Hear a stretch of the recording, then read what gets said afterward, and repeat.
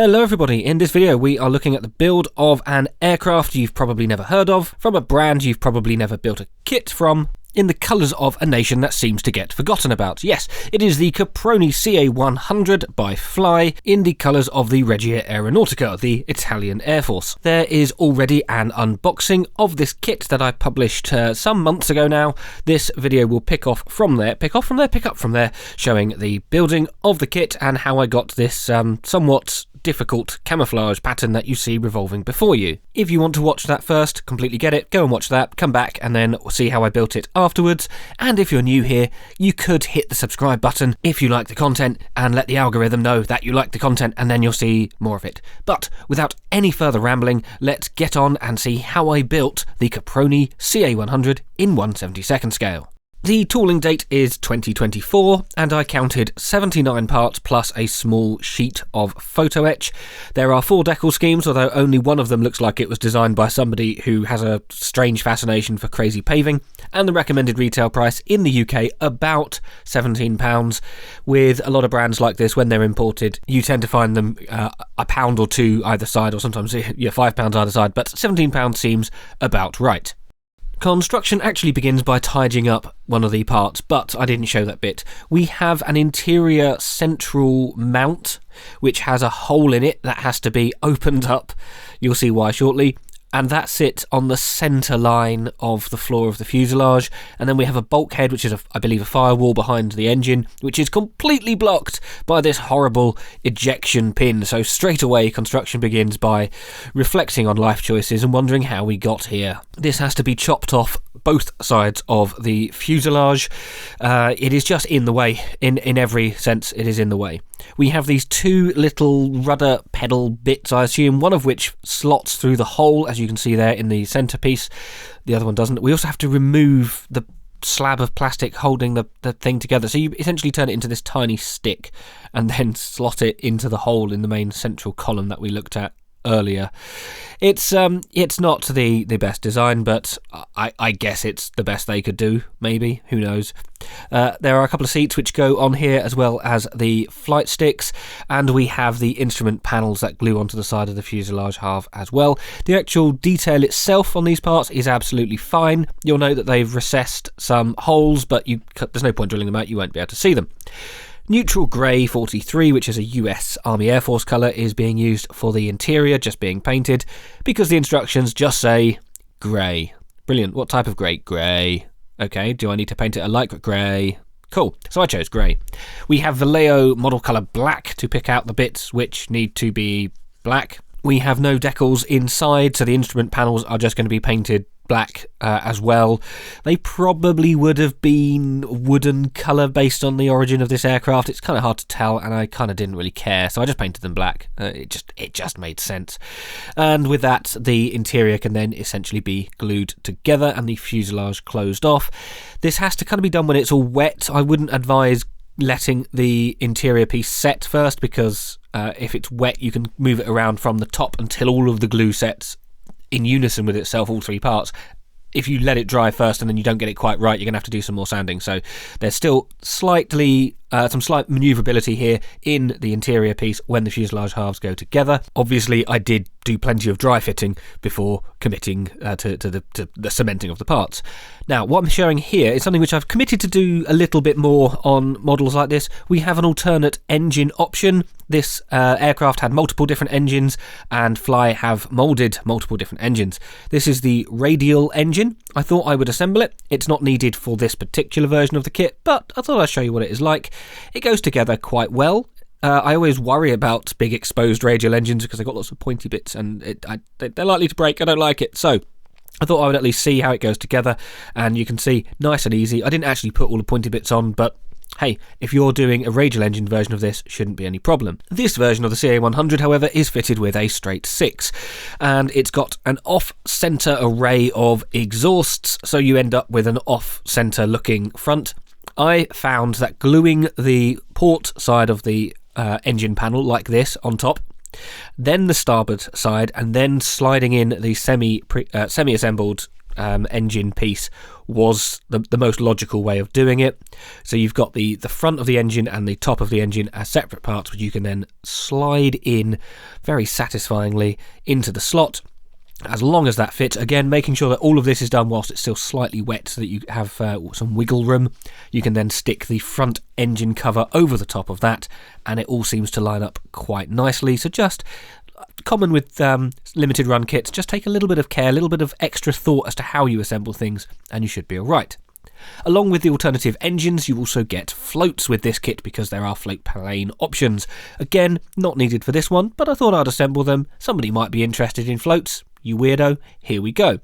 We've got the top and the main part of the boot, and then they are held together with these longitudinal struts, which were incredibly fiddly, considering this isn't even being shown on my model, and these floats have since been thrown in the bin. I put far too much time trying to get them to line up. I found that doing one float first, both of the struts, then laying it down, then gluing the second one on was pretty much the only way of getting these to sit square. I guess there's a reason why I very rarely make float planes, because I don't really know how to make float planes, which is only ever going to be solved by making more float planes. But this is not a float plane. I just wanted to see how many times I could say float plane. There are then bracing struts that slot into a groove on the fuselage, which is the same groove we're going to see later. That's from the front. And then we also have these little struts on the side. Again, incredibly fiddly. There's no real indexing points or holes to line these up. You just have to guess until it looks and feels about right. That is true of the entire kit. Again, very common for short or limited run kits. With the floats now safely placed in the spares box, the tail can be assembled. We have one piece horizontal surfaces. You do have the option of etched linkage points. You can see the raised and on the rudder piece, the sideways little triangles there, the linkages for the rigging or the control surfaces. You can chop those off and replace them with etched ones. I didn't. You may have noticed at the beginning I didn't put rigging on. We will discuss that when we get there, and it's partly because of these linkages points. Anyway, the wings, I hate these. There's a tiny tab on the fuselage and a tiny indent on the wing, and it lines up perfectly, but there's just so little surface to actually grip to keep these wings on.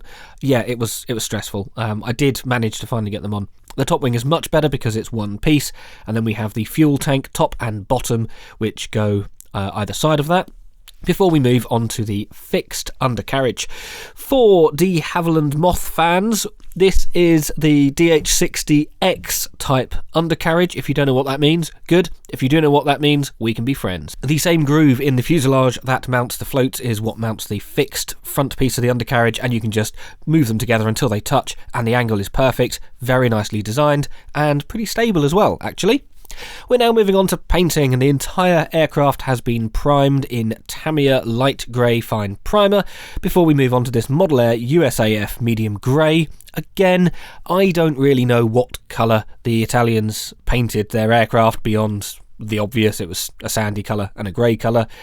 After a little bit of research, I gave up and just used this because it looked about right, and I just had it available. The top colour is RAF Middlestone. There is a Vallejo paint guide which is available on their website, but I've saved it to my desktop, and it gives you an indication as to what Vallejo think are correct colours for certain air forces and military.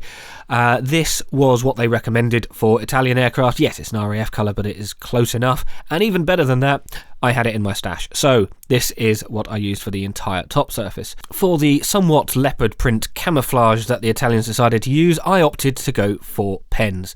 This is all you get from Fly, just a small, as in it's about a third of the size of the actual aircraft kit, diagrams which don't really show too much. These are the colours that I've gone for, the Raoul Olive Grun and Red Brown, because the pictures on the website made them look like they would be appropriate, spoilers, and I just essentially coloured them in. I coloured in my kit.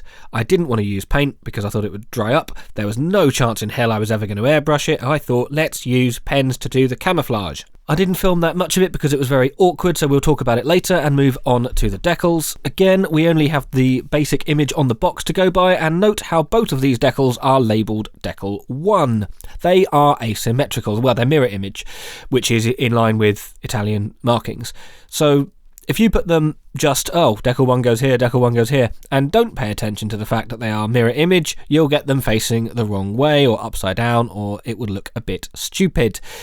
Not the most helpful instructions from Fly, but thankfully I'm used to limited run kits, so no real harm there. But you'll see, of course, are they swords? They point outwards. The tail has been painted with the Italian flag, basically, and this is modelling hell. Firstly, those points, those brackets for supporting the control cables, completely in the way. So if you cut them off, you'll probably be able to put this on nicely. If not, you won't. There's too much extra backing film, so it will just overhang. It's not quite the correct shape, and it's incredibly low resolution. It is, yes. It is, yes. This is something which ideally should have been painted. Decal 3, again, is mirror image, so make sure that they go on the correct way round, because if you just put them on the wrong way, it will look a bit silly. And I also find it interesting to note that the fidelity, the actual resolution of these insignia, are so much better than the tail flash. It's like everything else is fine, but for some reason the tail stripes are garbage. Anyway, rant aside, we move on to the world's smallest windscreen pieces. These are injection molded plastic and are, well, one of them, the one at the front, is just tiny, and the other one is marginally better. They're glued on. Didn't even paint them because they're so small, I don't think you'd notice. And we move on to the stuff of nightmares, adding the top wing. In this scale, this is a bit of a challenge. Take your time. I think it took me about 3 hours to get the top wing on, and 3 hours and 2 attempts to get the top wing on. I always work on the centre struts first, glue the top wing on, and then work on the side struts.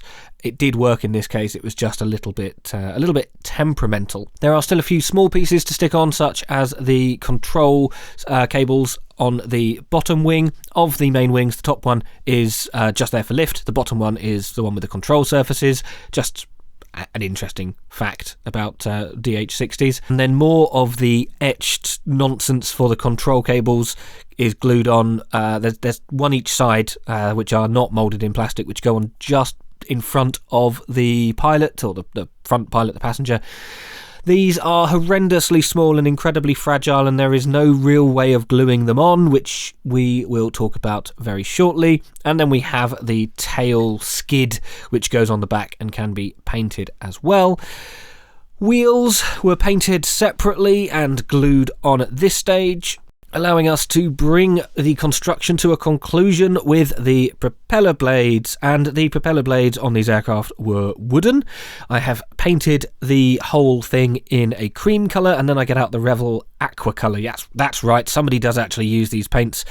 It's not quite dry brushing, it's not quite wet brushing, it's sort of a weird dabbing effect that I've come to use for things like this. This gives you a bit more of a wooden texture, probably not the best, but I don't have lots of oils and things to do it, so it's always worked for me. And you can then dry brush on various other colours just slightly over the top. I quite like it. It gives a decent effect. I've had a tendency before to use too darker wood, and this Revel aqua colour is actually the perfect shade. That can then be glued on, and the kit is complete. Whilst maybe not the most famous thing in the world, what you see before you is just iconically Italian. Oh wait, no, sorry, that's tiramisu. The Caproni Ca.100 was developed from a licence for the de Havilland DH60 Moth, hence why it looks very mothy, and why I obviously had to buy this.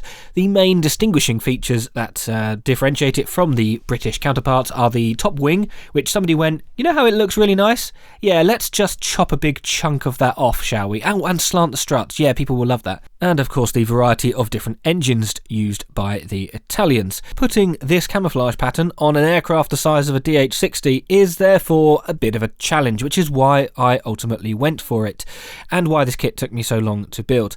I think the end result is perfectly acceptable. It's definitely not my finest work, and it's definitely not the best kit I have made, but it is something quite eye-catching, distinctive on my shelf, and it fits in with my moths quite nicely. So let's talk about a couple of elephants in the room. Firstly, the pen that I used for red-brown is a lot redder than I was expecting. The green is alright, but the red-brown is just, yeah, too pale in my opinion, and I'd already started, so I didn't go and buy a new one. The tail is hell. Look at the bad resolution on that. It is just rubbish. I hate that. I should have really painted it, but I didn't know it was going to be so bad until I started it. So yeah, I kept it, and hey, thought I'd just highlight how bad Fly are at those decals. And of course, the complete lack of rigging. There are two reasons for this. One, I don't have time to be spending rigging things that are this small and fiddly. Sometimes it just isn't worth it. And the other reason is because the rigging has to, or at least the control cables, has to attach to those tiny etched brass pieces that are glued in front of the cockpit. But how's that ever going to work? The moment you put a little bit of glue in it, it will ping off. It's gone. So there isn't an easy way of rigging this without fitting these incredibly fragile etched things onto the side of the aircraft that the rigging will immediately pull off. So given that the aircraft is quite small, given that it was a challenge just to get the top wing on, I thought, whatever, it's my kit, I'll deal with it. Generally speaking, in 1/72, I only put on the very basic rigging, if any, anyway, and yeah, I just couldn't be bothered. Overall, though, I found this to be fairly enjoyable. If you do a more sensible camouflage scheme, rather than, well, or just not a camouflage scheme, if you do a more sensible finish on this, one of the single-colour aircraft, you could chuck this together in a weekend, and you get a perfectly decent result. Yes, it suffers from some of the stuff that most limited run kits do, lack of locating pins, a little bit of extra thought. The instructions are actually better than most limited run kits because they're quite broken down, but as long as you are going into this knowing it will require a little bit more skill and a little bit more attention, yeah, I can recommend this. I think it is excellent. And of course, it has the added bonus of being a member of the de Havilland Moth family, or at very least an honorary member of. So yeah, why wouldn't you want one? So to summarise, I will simply state, pay attention to the fitting, make sure you remove any ejection pins, just take your time with it, double check the decals, don't use the tail stripe, and I got to eat an entire tiramisu just for a couple of seconds of this video. Overall then, I count this one a success. But please let me know what you think in the comments below. Had you heard of this aircraft other than from my channel, from the unboxing back in October? Had you heard of the Caproni Ca.100? Have you used pens for the Italian camouflage pattern before? Because I thought that that was a pretty big brain move by me. It did require waiting for me to save up some money. Well, I say save up some money, they're just some pens, but I like to order a big order rather than just some pens, so it took me a little while to decide what I was going to buy and get that ordered in. So yeah, downsides, had to wait. Upside, made life a lot easier. And do you want me to feature more kits from Fly? Because this is the second one that I've built, well, the second tooling that I've built. It's the first actual Fly branded kit. Do you want to see more Fly? They're a bit unusual, tend not to see them as much on YouTube, at least I don't. So again, let me know. If you liked the video or tiramisu, then give it a thumbs up. If you've disliked it, then give it a thumbs down. Subscribe if you want. If you don't, then don't. And you can become a channel member like the people appearing on screen. I like to do at least weekly updates with what's on my workbench, and because I work at least a month ahead usually, the channel members will have seen this kit, or seen that I'd finished this kit some time ago, and that I was having a bit of a moment because I'd done this and the Hawk 75 in French colours, and it was just a lot of camouflage to do. So the next kit that I will feature on the channel is chronologically correct when I just went, you know what, I'm not doing camouflage, I'm doing something simple. So if you're interested in joining channel membership and getting spoilers, then the link should be below. You can join them if you want. If not, don't worry about it. I just thought I'd mention it. It's there. You don't have to take it. I'm not going to cry over it or anything. I've got tiramisu. I don't need you anyway. Bye. Seriously though, I am now hooked on tiramisu again. I think this might have been a bad idea.